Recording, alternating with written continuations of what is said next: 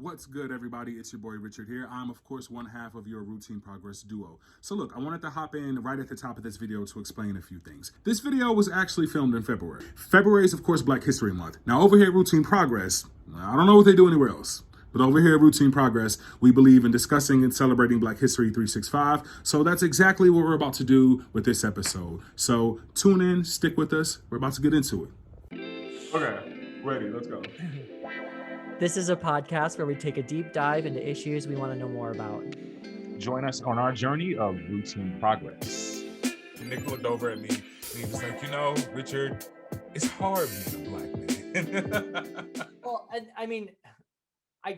but also the thing is, like, I grew up with like my dad idolizing like Frederick Douglass and like yes. like we talk about this a lot, man. Your dad had this love for the Constitution. One. And then what I mean by that, I don't mean that in the same way that some people are obsessed with it today. He was obsessed with like dissecting and analyzing it, right? Well, in the guise of equality too. Just like, if we're gonna hold these truths to be self-evident, let's talk about the truth. Let's not look over for fucking people who've used it to like get power and shit. Like, that's the truth. Which brings us to the topic of today's episode. Black history being able to exist without the context of white history. So we're going to get into that. So I'm so excited for this in general because like, I mean, even in the process of this year, but especially even this podcast preparation, like I've learned so much more than I not expected to, but just like I've learned so much, and I am ever excited to now like have this more part of my cultural repertoire, which why like this movement is so important. So I'm just really excited that we get to deep dive into this. Yeah, no, I'm excited as well, man, especially after following a year that was 2020 where there was such heavy emphasis on Black people, but a lot of that emphasis was placed on Black pain, I would say, Black pain and suffering, which is a trend here in America. And so I'm glad to be able to just talk about Black history in the way that I've always known it and share some of the conversations with you all that Nick and I have had that have been very just like heartwarming and eye-opening throughout this month. And we think these are the sort of conversations that need to be had around the subject of Black history. So yeah, stick around with us as we dive into it. Yeah, I mean, just to add on to that at the very end, I'm really excited because it's like, obviously there's much more awareness around Black history and Black lives and so much more than now, but it's like now is the time to use that momentum to really get nuanced into all this stuff. And I think teaching Black history is such an important thing to talk about, in the way we're talking about it and the way we're kind of contextualizing all of these conversations in a way that is going to empower Black people rather than continuous cycle of abuse, whether it be verbally or physically or whatever. Valid, very valid. So let's, to start off, Richard, I would love if you could kind of take us through like the origins of Black history. Like, where did it come from? Who started it? And the progression of it becoming what we do now is Black History Month. So I guess if we're talking about the beginning of what is now Black History Month, we have to first acknowledge what was then Black History Week, right? And that started with Carter G. Woodson. And he was a part of I think he was the president of the Association of Negro Life and History. And so it started as initially, just 1 week in February that was dedicated toward the appreciation of Black history that was before us. What year was that? That was 1926. That happened in 1926. Shit, man. Okay, so that's when the first idea came around of spending some time to make sure we understand Black history. Yeah, and I think that it started. I think the significance to February is just the fact that it was close to the birthday of both Abraham Lincoln and also Frederick Douglass, right? Right. Yeah. It was kind of like putting it around that time because those were two pioneers in making sure that Black people were treated like humans. Yeah, that's. Thanks, guys. We're still doing it, but great. So it wasn't until I think it was the 1970s where a group of students from Kent State University, of all places, in the middle of Ohio, right? That's where Kent State, or was it Kentucky? Oh, in Ohio. Great. Ohio. I thought I was in the middle of nowhere in Ohio. And I think I've actually been there before. um, Okay, well, and what I loved about that too is like I think it was first Black History Month was first like suggested in 1969, like this summer of love. yeah, no, absolutely. I think that's so like right on point, right? And like culturally, if you know that time period, it puts you back in that time and you're like, oh man, that's valid. That makes sense. Because some people got together and they were just like, you know what, man, like a week is not too long. A week is not long enough, brother. Like we got to give it a month, man. And we were like, let's do these drugs and like learn that we're all one, and realize Yeah, that exactly. like beyond these shells, there's nothing but just the same human spirit. So that was around 69, 70. And I don't think it was until like 9, 10 years later that President Ford, of all people, started to recognize it nationwide as Black History Month. So that is just the base origin of where we get Black Mhm. History Month from. Yeah, what's interesting about that too is like it it was Kent State was the first place to celebrate it in 1970, and it kind of spread throughout the country little by little over 6 years before the president Gerald Ford recognized it as a national holiday, national like week month. Like it had to get trendy first. Yeah, well, I mean, and I feel like that's like such an interesting way to look at like how we feel about like progress now too. Like it takes time to build momentum for movements and stuff like that, and getting things to actually change really takes time and really gets the people to do it first before fucking people in power will even acknowledge it. So that's the power of the people right there. There's actually this quote by Carter G. Woodson. Let me bring this up real quick that I really love. That sort of that I think really encompasses the way that he thought about the significance of having Black History Month. And Carter G. Woodson was the person who first even thought about Black History Week back in 1926. Yeah, so this puts you sort of into where his mind frame was at the time, and his quote says, Okay. "The oppressor teaches the Negro that he has no worthwhile past, that his race has done nothing significant since the beginning of time, and that there's no evidence that he will ever achieve anything great." And that quote sounds really damning, but if you put it in context as to why we have Black History Month, it really lends itself, honestly, to the conversation that we want to have today about, again, the overall message of really appreciating Black history and Black historians for what they are, and not in the context of something else, namely being white people and white history. Yeah, well, I mean, it's so interesting to use. And the word that kept coming up throughout this research was like the colonization of history. And like, colonization, I feel like is a word that's thrown around so much nowadays. But when you think about it, if you're telling history from the point of making it look like white people are the better people, you're gonna make it look like the black people are not as good people. And if you're picking and choosing what you're saying, that is literally taking power away through the lens of their worth from like their history. If you take away their history, they don't have value. And that is just, it's such a powerful thing to have control over. And Yeah. like when we talk about equity for everyone, that like equitable history is like, it's such a bizarro concept because you don't think about it a lot, but it really is so integral to kind of the way we view people and the way we view value.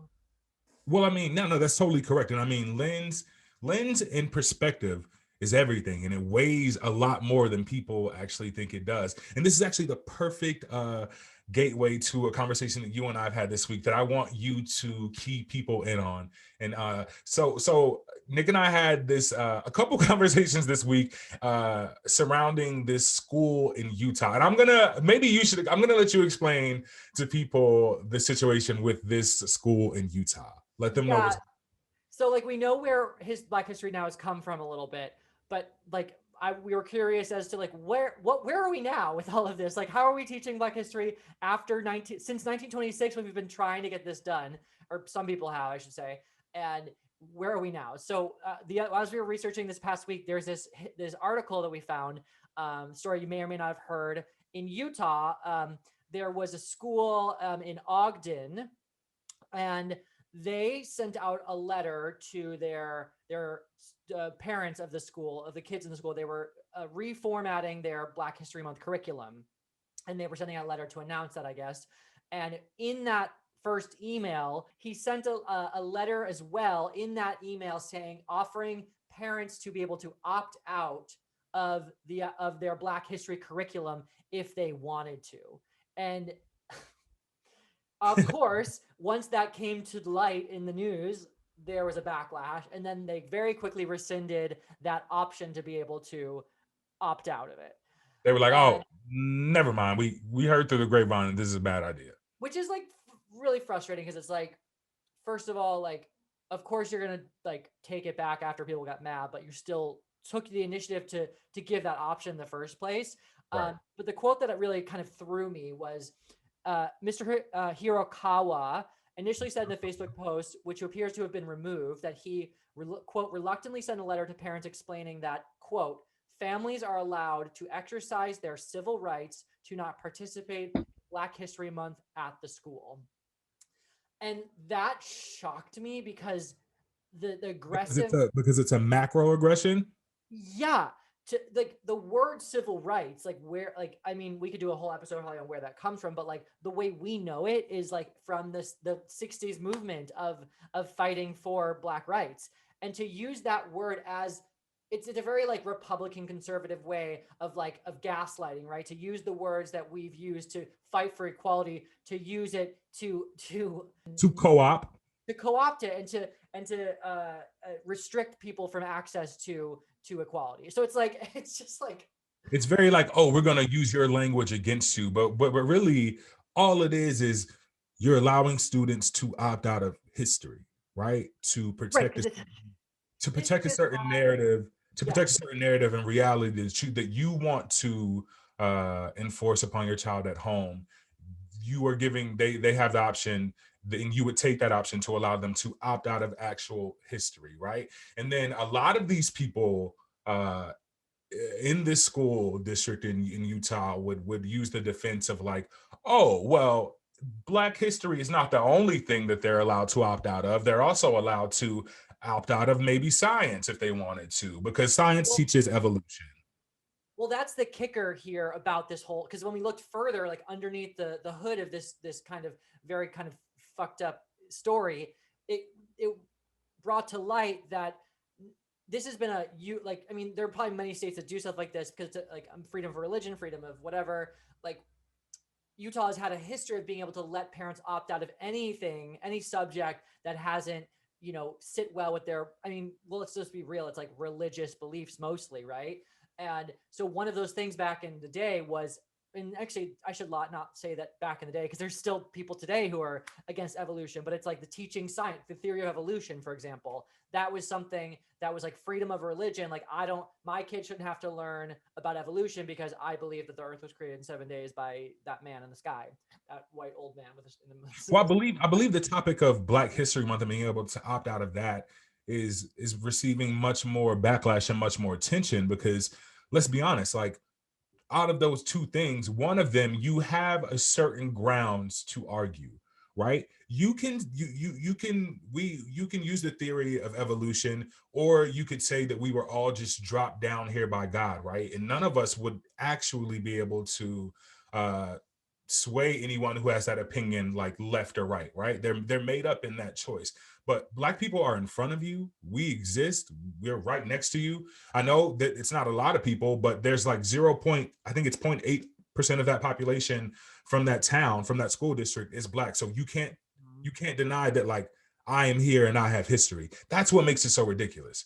You know what I mean? It's like you can believe in I don't know. It's just like one of these things you can't deny because it is physically in front of you. Well, I have two things to say about that, because one, I think especially for schools that are majority white, like for example, I went to a school in upstate New York that was majority white, and like if you don't have it, and if you don't have Black people around you, you're only going to know what Black people are about based on what you see in movies or what you see on the news or what you see. And if you're not learning the real history, if you're not learning the actual value of someone like that, that you don't see out in your own community, you're going to generalize, you're going to stereotype, you're going to fall into these tropes that continue to create these kind of racist pockets in the country, right?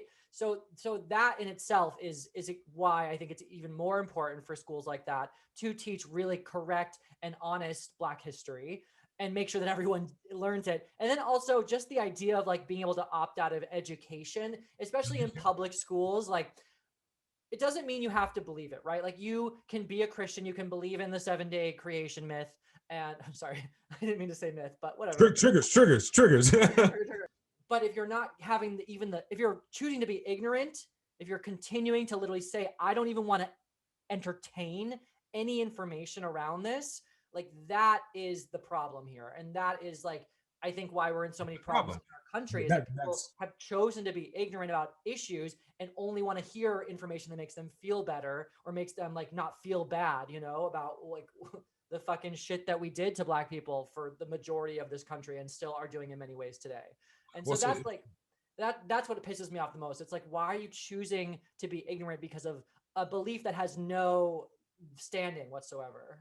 Sure, all of that is valid. Like it's just very ridiculous at the end of the day. You could really pack all of that together and just say that what the choice that you're making is just ridiculous, right? Because no one else would want to hear the argument, the admittedly petty argument of this being vice versa or even equal. No one would want to hear the argument of like, oh, so do we get to opt out of white history? Because that's not helpful. It doesn't serve a purpose at the end of the day, right? And then we also talked about how like, what would this actually look like, being able to opt out of Black history in the middle of history class? Do we now have to give little Susie and Tommy time to get up and collect their things and take away seconds from class time so they can leave and go hang out in the library because like mom believes that Black people aren't real? Like that's some bullshit. Like that's some bullshit. You know what I mean? That takes up actual time, man. Like that's crazy.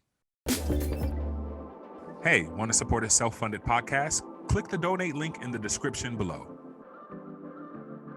One thing that did make me want to ask you, and I don't think I've ever asked you this before, because you and I are a lot alike in so many ways, as we always highlight. But what was your experience like as far as, I mean, I know what your life was like growing up in Rochester, but what was your experience in like public school and like Black history?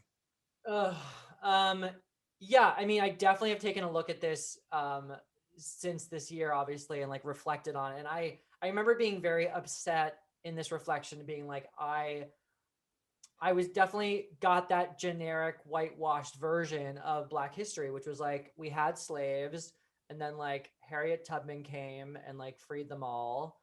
And then with the help of some white people, and then like shit was and then like shit was kind of weird for a while after the Civil War. And then we were kind of, and then like segregation happened, and then like Martin Luther King came, and Rosa Parks came, and Ruby Bridges came, and then we fought for civil rights, and then, you know, the white president did a nice thing and, you know, integrated schools, and then and then we've been chill until 2016.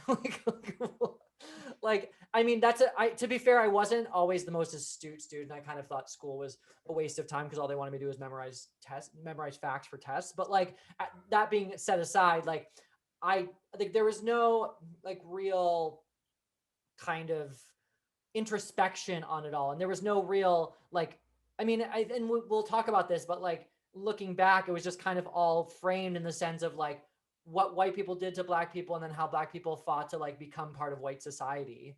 And like, that's the goal for us, you know. That's like the happy ending is like, people finally started getting to do things white people got to do, and like, good for them, you know, which is like, Jeez. like, okay.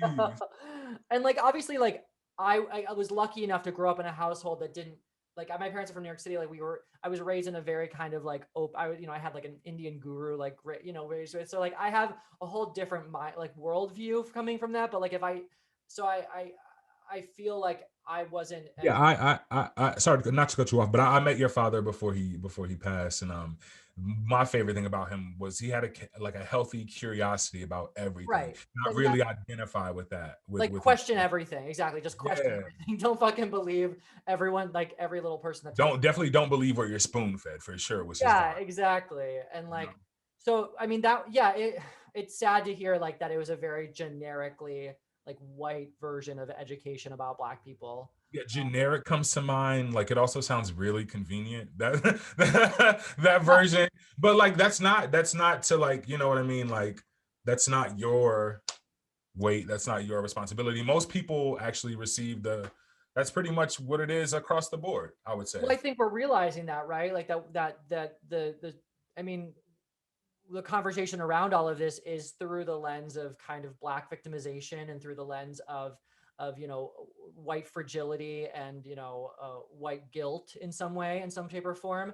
And I think that's the conversation we'd be having now about how to teach it better. And it's like Well, we can have that conversation. But I mean, before we go into that, I want to ask you, Richard, like, what's the like? I mean, how did you feel about your public school education in Black history versus like where you like? I just think, what was it like?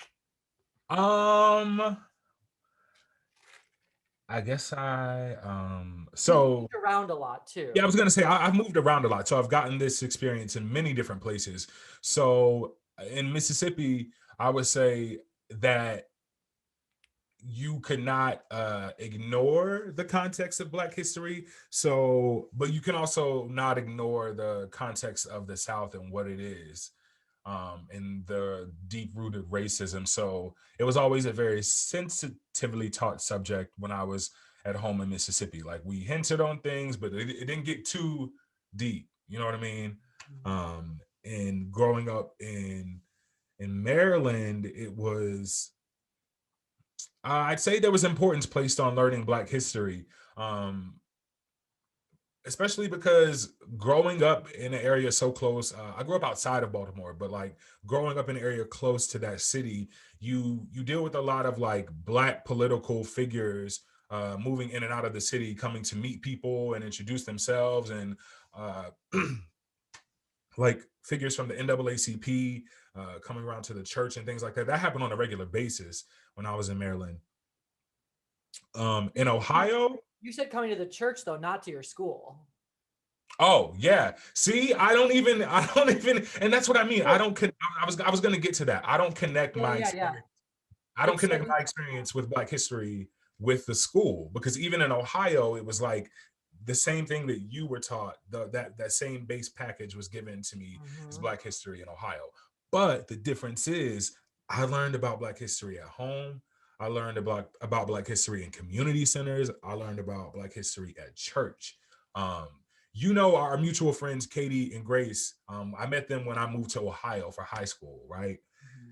And whenever they would rarely come to my house, just because my house was not like the party house, they would be like, yo, Richard, your house is like a fucking museum. And I never thought of it that way at first, but then I realized, because of my stepdad who raised me, there was always so much rich Black culture around me. There was like maps from Egypt on the wall, and like Black artifacts and weaponry like on display, and just books about Black history. And like when I used to get in trouble, Nick, like I didn't get like, I mean, I would get a spanking or a whooping from time to time, but like my dad would make me write essays on like the responsibility of being a Black man, and like shit was deep rooted, you know what I mean? Like I used to have to write essays and listen to lectures when I would get punished. And in church, Sunday school and vacation Bible school, we were always learning about our people and our history. And I'm so grateful for it now. And any of my friends would agree that back then we were like, yo, we are so over this shit. Like, why do we have to learn all of this? But now I would not trade that knowledge and that education for the world. Yeah. I mean, it's actually one funny fact, like when you talk about maps, like when during this process, like I came to you once because I was learning that the maps have even been changed by white people to make it look like the white areas of the world are larger than the Black areas of the world. Like it's actually augmenting the size of different countries, so the European kind of white like countries look bigger and more influential than like say like Africa does, which is actually the biggest continent. So it's like that blew my, and I told you that, and you're like, I knew that. Like, I was gonna say like because of those maps like from Egypt, like my dad, like he would show me, and a lot of them were so old that they would be wrapped in like this like protective seal and then put into a frame. But I had the conversation where he sat down and showed me a map from the United States and then showed me the maps that we've always had on our wall. And I was just like, oh, okay. Like back then, I'm sure I was like, okay, pops, like I get it, like Right. sure, Yeah. Sure. you know. But now I'm like, damn, he was really like, he's really walking me through it and teaching me a lot, a whole hell of a lot. Yeah, and it's like those small things. Like I don't know. I know it's such a weird, like just a small little tidbit of information. But when I heard that, I was like, what a subversive way to like. And we talk about like I think this discussion nowadays of like what are the real impacts of systemic racism? Like how do you like claim that it's not people aren't lynching people in the street anymore, like that kind of thing. Versus, but like that kind of stuff really is influential. Like even just subconsciously, like making South America and Africa smaller compared to Canada and like Europe and America. It's like North America. It's like what it's the same way like men created rewrote the Bible halfway through to turn fucking gay people into pedophiles. Like that pedophiles into gay people. I mean, like that all this stuff of like recreating history for people in power to make it seem like they're more influential. And then subsequently demonizing other people or belittling other people or dehumanizing other people. Like that shit is, we have to collectively come together and say that is just not acceptable. Or even denying someone else's complete existence before you touch their lives is just what has been happening. And that's the broader context of the conversation that we're having today. Like Black history being able to exist and be taught without the attachment of white people, right? In white history, because so many of us are taught that Black history started when Black people were brought to Africa, brought to America from Africa.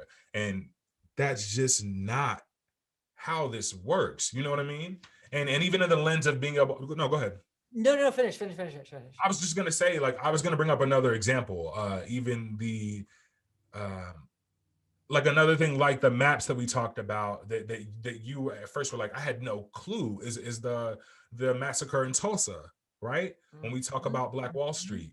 Right. So here's another story of my white ignorance coming to Richard with something, and then you like put like, like, which I'm so grateful for, to be honest. Like, because I like what? No, go ahead. Okay. So like we both collectively found the story of like the Tulsa Massacre in where was it? Let me get my facts here. It was in 1921 in Greenwood, which again is like not even called. Is it called Greenwood still, or is it? I want to say maybe it is still called Greenwood. Okay, but it was in Oklahoma, and it was a collective community of Black people who started this whole really wealthy. At the time it was created, it became one of the wealthiest. I think wealthiest communities in America, and for sure the wealthiest Black community in America. And it was created by O.W. Gurley, Gurley. He was the first man to own land there. And his quote is like, he was built by Black people for Black people. He went out of his way to give loans to anyone who coming into the town and make sure there was equity, giving rise. And we should make it clear that this wasn't like some small operation. This was a bustling town. Like there were movie theaters, there were markets, there were banks, and all of this. And it was all done on their own in the and this is the caveat too, because it's all this is being done in the midst of extreme overt racism in the country at the time. Like this is not like nowadays where it's like, oh great, like we like whatever they've access. Like these are people who are being objectively, actively like pushed down, and then they find a way to do it on their own. And then there was some allegation of one person in this town had a rape allegation or something or sexual assault allegation against a white girl somewhere. Yeah, and it wasn't even clear that it was a sexual assault allegation. It was just like they got into an elevator together. They got out. By the time they got out of the elevator, she was screaming. I think that day or the next day, he was taken to jail, and they said that he had attacked her. Although she never pressed charges against this man. The entire town was destroyed. It was destroyed. It was massacred. That's why I really hate when people refer to it as a riot. It was 100% a terrorist massacre. Right. And like, so it's disgusting. And like when I came to you with all of this, like, and I was talking about how it was, crazy. You're like, Well, but the first step of this is that it's referred to as the Tulsa Massacre of 1921, which is framed in Black victimization, which is framed of white people doing things to Black people, and that's history. Versus like no one knows the name O.W. Gurley. Like I didn't know that beforehand. Like the achievements of these people before. Obviously we should have both. Like we need to talk about the truth in every way, but like we frame it in such a way that it's like, oh yeah, another situation where Black people are being like fucked over by white people, which is true, but also not the full story of being able to look at Black people as like, oh, they're actually like fine on their own too. And that's why I think it's important too, because even now it's hard for you and I to not frame the context of the conversation in the same way, because we don't even know enough about those bustling businesses. Like, yo, they had their own movie theater, they had their own markets, they had their own beauty salons and barbershops, their own banks. Like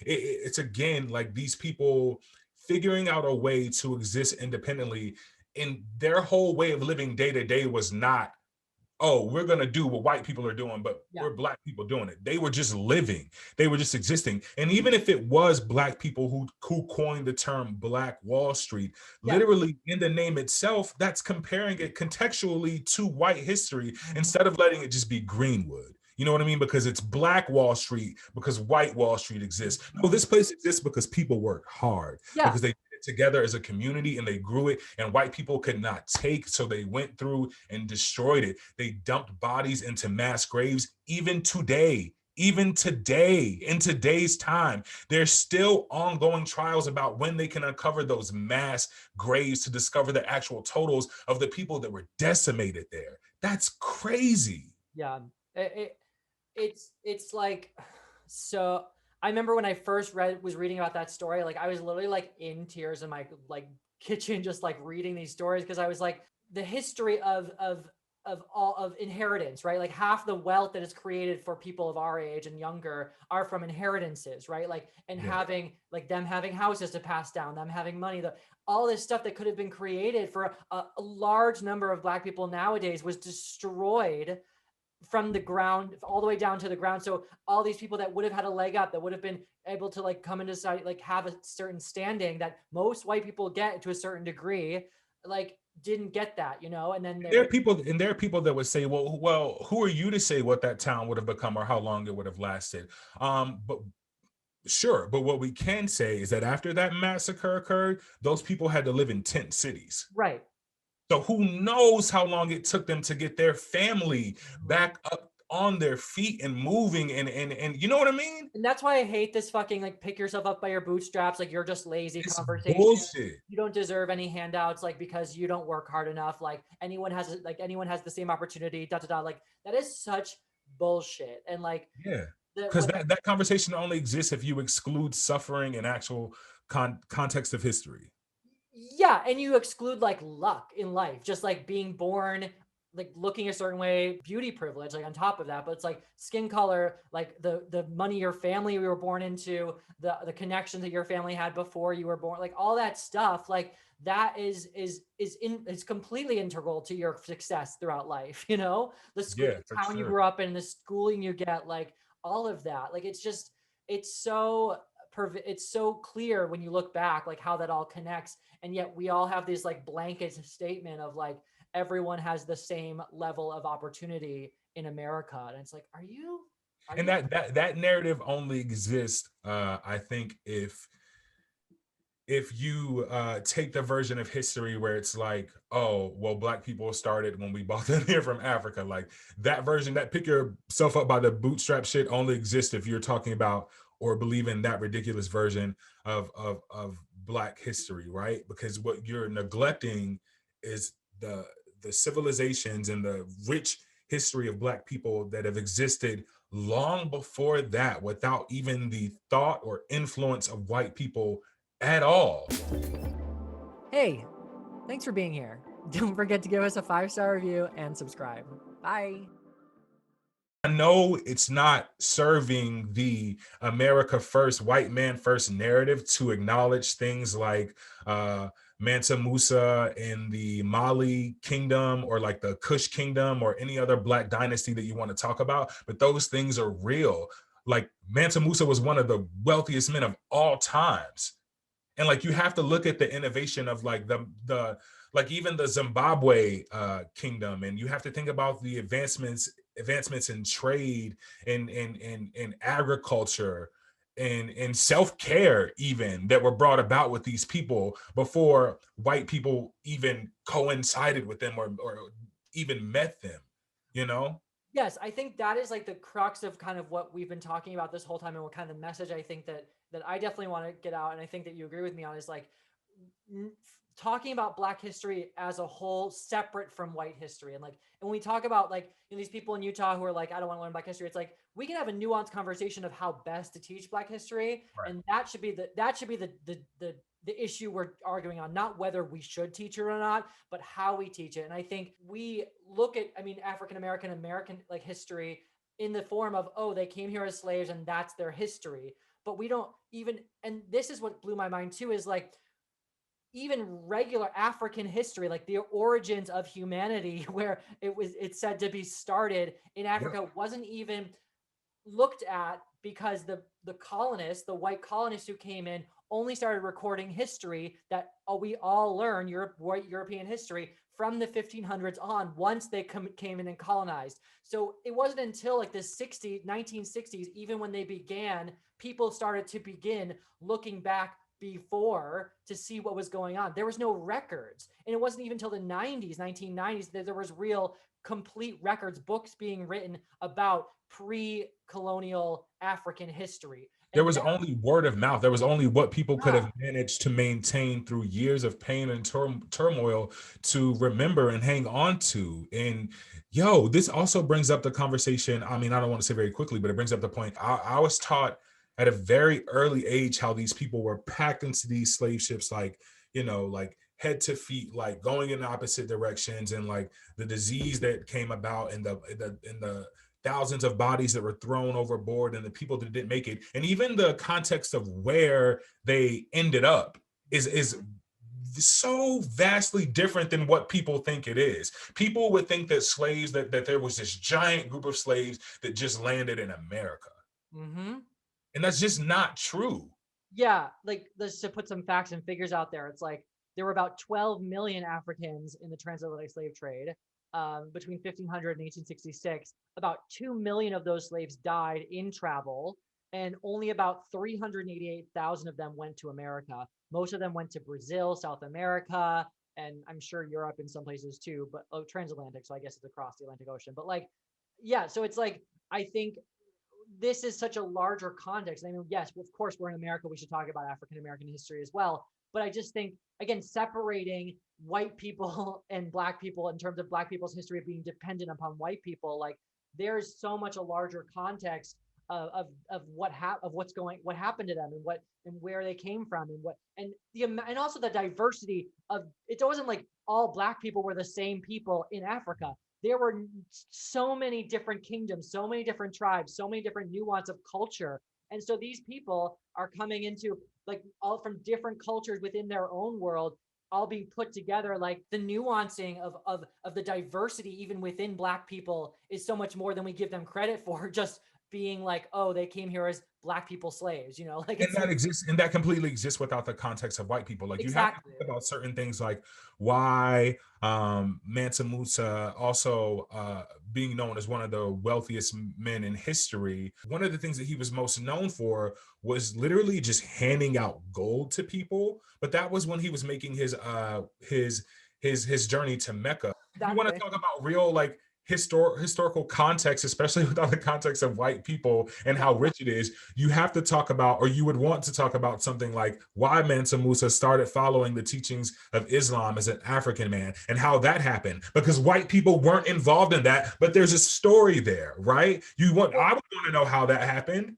Well, and this, yeah, and I mean, so I just looked it up really quick. Like, he died in 1337, which again, what I think is so important to know is that this was all happening before any white person was really doing shit. Exactly. This is our point. Like, one of the facts I have is like the kingdom of Tassati, which is where present day Sudan is is thought to be one of the earliest states in history, the existence of which demonstrates that in thousands of years ago, Africans were developing some of the most advanced political systems anywhere in the world before anyone else. So it's like we don't, the fact that we don't even give credit to Black people for the beginning of civilization, for creating monarchies, for creating like rice creation, like it's like they were the first people. The African slaves were the ones who brought rice cultivation into America. They like one Simus was this African slave who is in recorded history in America to be the first person to even give the idea for vaccines, because back in their country, they had this thing where they would scratch in to their skin like a tattoo almost, like little platelets of the disease from someone else. And that he told this white guy what they did, and that's how they started. So we have Black people to thank for the creation of vaccines, and like so there's all this stuff that's like, why don't that we should be knowing that this should be a clear knowledge of Black people are innovative and just as crucial to the creation of humanity as anyone else. Yeah, like it's also, I would think it was widely known that like the Moors, like Black people are the ones who taught European people how to like take care of themselves and like not die as quickly. And by that I mean like we taught the Europeans how to take baths and how to like be hygienic. Like, you know what I mean? Flowers in their fucking like they were like, no, this perfume will hide the foul smell coming from my body constantly. My decaying flesh inside, like my nasty ass BO, like crazy. you're like, you should probably just go in a pool somewhere. It all serves what we're talking about right now. It all serves a greater message that like there are those people who will be like, I'm not racist, but like, why are you guys so on about Black history? It's like Black people just deserve so much more, like as like contextually and like in reality. You know what I mean? And well, I think it's about just like correcting the record too. Like it's like we have to, before we can move forward and create a society where we don't have to talk about it all the time, we have to correct the record and make sure that we're institutionalizing a system that makes sure that everyone grows up knowing that's the truth. And the word institutionalizing is very important, right? Because there are those people that would be like, well, how can you correct the problem now? And it's simple, put educated people in places where you change curriculum. The same way you instill this false narrative that we just ended up here because of slavery and that's that. Start teaching the real system. If it can be learned, it can be unlearned, and something new can be taught. We just have to start doing it. Well, and it's interesting because like there, like for example, the 1619 project has come under a lot of scrutiny since it came out, because it does highlight the origins of the slave trade in America, which is obviously, it highlights the cruelty of white people for sure. Right, and we should all know about that. But I do think it is one-sided into a certain degree of just like creating a narrative of Black victimization in the world, in America, and like it needs to be balanced out with also what we're talking about, black first that are not dependent on white people, black excellence that is not in relationship to just being the first Black person to do this in white society, the first black person to do that, like that in itself is kind of creating a narrative of like, again, Black people being dependent on white people to do things, and that again, I think very subconsciously creates this kind of societal structure of like, and it's like, of course, like for both sides, it's like we don't, like, white people shouldn't have to feel guilty all the time today, but they should be aware of what happened, and Black people shouldn't feel like they're always victims all the time, but also be honest, have people know how mistreated they were at one, like throughout history. So it's like there's a balance there to be had, and that's the conversation I think we should be having in terms of educating people. Yeah, for sure. Victimization is definitely a mind frame that needs to be untaught. And it's not just on the responsibility of white people to teach Black people their history, right? Like, I think that system has failed us. And like, I don't think I don't think any person of color should be relying on solely on anyone to teach them their history. You have to have a thirsty knowledge of it yourself. Like for me, it was not until I was an adult that I realized how rich in history my family is. Right. So I talk about my great great grandfather a lot. Right. He died in the 60s, basically fighting for Black voter rights and the freedom for Black people to vote in peace. and his life was taken from him doing something that he was passionate about and progressing the narrative and the force that is Black people and the Black vote. And that's something I'm hella proud of. So I'll That's always be fuck yeah. proud that I'm a descendant of Lamar Smith because of that. And then I think about my grandmother, my great grandmother on my dad's side, who was one of the first people in southern Mississippi to integrate a public workspace. And I think it was like J.C. Penney that she worked for or whatever, right? And again, that for me doesn't exist because of the context of she's the first uh, Black person to do this. Yes, that exists, but that reminds me of her power and how fearless she was. And these are the reason these stories need to live, and we need to continue to exchange these stories in our own community to remind our generations of who we are and the power that we've always had. And Black people, this nation was built on the backs of people of color, I right? mean, like for example, yeah, the fact that we don't even like really highlight the economy of the South being literally dependent upon free labor of Black Yeah, slaves. Like exactly. the reason why the economy of the South could even try to secede is because they were making so much fucking money because they weren't paying anyone to do the shit. Yeah. Like the White House was built by slaves. You know, like this, just the whole thing like, is Yep. America became a dominant like economical player in the world because of Black slaves, Black Yeah, the people. White House was built by slaves, and yet there are those fucking buffoons and animals climbing the walls of the Capitol. Like, what? The imagery of it all is just like, yo, these fucking folks are animals, you know?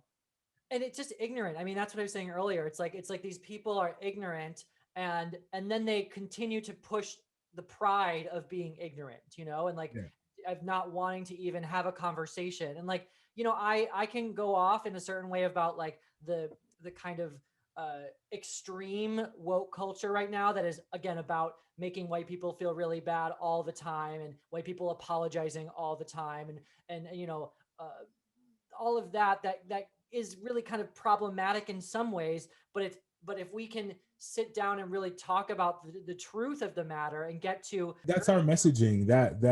If anything, we are just here to further enforce the narrative, to make our friends and the people around us more curious about Black history itself, and not just Black American history in the way that it's been taught, so that more intellectual conversations can be had even in our own circles. You know what I mean? We always let people know that we're not like the leading scholars on these topics, but the thing that connects us the most is again our curiosity about life and history, and not taking something that's given to us and just running with that. We do our own research, do your own work to know, so you can know why people fight so hard for equality, so you can know why Black Lives Matter, so you can know why people are protesting and in the streets, and what's behind a lot of these things, Mhm. the What nation of and I people think that exist with their identity trying to be stripped away, that's oppression, and people wake up and fight against that every day. So you can say get over slavery, you can say but this happened this many years ago, but if you really do your research, you realize a lot of these things didn't happen that long ago. And not only did they not happen that long ago, but Black people were Blacking and being Black before a lot of these tragedies even happened to them, and that's true history. So well Black been Black. literally T all of that. And I think like yes, we're like the least racist we've ever been in history, right? Like if you like it's always kind of progressive, is always moving, but if we don't fully understand what happened, we can't make this we can't appreciate where we are today is the way I look at it, and I think that like people like don't it happened a long time ago, or I what didn't personally own slaves, all these that kind of like brushing off the idea of having to learn about it. But if you've been taught an ignorant version of history, then you're living in a world where you don't really understand the gravitas of how we got to where we are and the systemic effects of it. When we talk about systemic racism, that's what we're talking about. We're Yeah. talking about like how it has impacted today's Systems of society learning and how that over has time. impacted us. And Yeah. I don't think we've truly had that full honest reckoning with it yet. Like I think we're in a very politicized world, and because this has come out at the time that it's come out, you know, where we are now, it's stopping us from having the conversation because we're fighting about, you know, our culture war, or like, or, you know, who said what, or who made this tweet in 2013 or whatever. That's like, but that, I think that is all just like people using their emotions to be mad about things that they have no control over, where we can actually control how we move forward together if we get on the same fucking page here. Yeah. And And, that starts with acknowledging history. and I think, Acknowledgement is always the first step. yeah, and I think all those like, you know, crazy woke white people who kind of like go a little too far with being like angry about it, more angry than black people most of the time, is because they're embarrassed. You know, they're embarrassed about like not knowing before, and trying to make up for the fact, and trying to make everyone else angry. And it's like, yes, you need some of that. You need Yeah. some of that anger. You need to really, but it needs to be harnessed in a way that is Yo, productive, and not that just reminds me, sorry, that reminds me that I was watching a couple clips earlier this week about Greenwood, and there was a white man who lives like right outside of Greenwood right now. Yeah, there's this white man who lives right outside. uh, and they were talking about the geothermal technology that they were using to discover these mass graves and things like that. And they were asking homeboy, they were like, well, how do you feel about it? And he was like, well, I don't think we need it. And the lady's like, well, what would make you say that? And he's like, well, it's over now. And I'm like, bitch, for who? Those are actual people with families. Who's it over for, homeboy? You know what I mean? Like, that's real convenient for you that it's just over now, you know? And by the by, like, that's probably the same guy who's like, but I want that statue of Robert E. Lee to stay there. Yeah, but if you touch Robert E. Lee, it is on. Yeah, like, it's just. Yo, but I will give credit. The follow-up clip to that was the mayor of Tulsa now, or maybe I got that wrong, but whatever. There was a political figure who represents Tulsa now being like, that guy is ridiculous. And the first promise that we make as political figures when we are in charge of a town is that like one of the like easiest promises that we can guarantee is that like if you were murdered, we will try our best to find out what happened. And he's like, and I will do that if it happened 2 years ago or if it happened 200 years ago. And he was a random white dude, and I'm like, yo, straight up salute, you know? Well, and that's the other thing is like, we can allow, we should all be allies in this too. Like, you know what I mean? Like, it doesn't, like, yes, we need, like, I think I asked you this question the other day, and I was like, Richard, like, so who gets to decide, like, when we were talking about the best ways to teach Black history and stuff, I was like, who do you think should decide on how to teach Black history? And you were like, well, someone who's studied Black history. Like, yeah. I expected you to say like it should be a Black person, you know, to do it. And like, it wasn't that. It was just like anyone who knows what the fuck they're talking about, not just some random person who has an opinion. Like, it should be like, we should allow, you know, white people in power to also make decisions in the best interest of everyone. Look, historical context is real, right? And if you and I both go to school for like film operation, and we want to be film operators, right? We want to run a film camera. Like, if both of us have studied this topic thoroughly with this under the same context, maybe not every exact same book and every exact same article, but we have followed a system, again, a curriculum that we have come up with to say that these people are the ones that are well equipped and they are the foremost knowledgeable people on this specific topic. I don't care what color those people are, as long as we're operating in truth and not for the messaging of like America first, like white boy first. That's it, you know? Right. And like, I think there is like some like caveat there of like life experience, you know. I think that of course does come into part of it, but that is not the only thing, right? Like, anyone can have empathy, right? Like, empathy is not only for people who look like you, right? You can if you study and you understand, like, you can have just as much clear understanding and choose the right methods of moving forward and making choices and establishing policies as anyone. Like, that's it. and The like, ones in charge should be the ones who have studied it. Richard, I want to give you the final word on this little segment here on like what we've said here. You know, I mean, to wrap it up, I mean, like my best words and my words of advice are Black History Month is not something that stops in February. We should always be curious and want more knowledge about our neighbors and the people that we walk this earth with.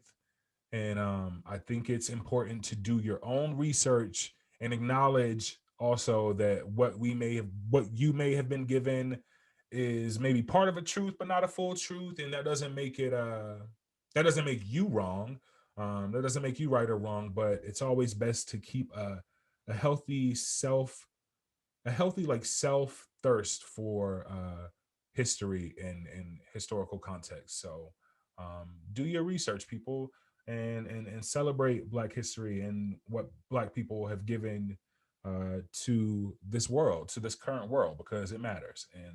And that's tea. Tea. Delicious tea. Black tea. I love a black tea. Black tea, no cream, no milk. Oh, bless. I love that. I'm so happy we got to talk about this today. Yeah. I love you, brother, so much, and I'm so happy that we got to. Love you too, brother.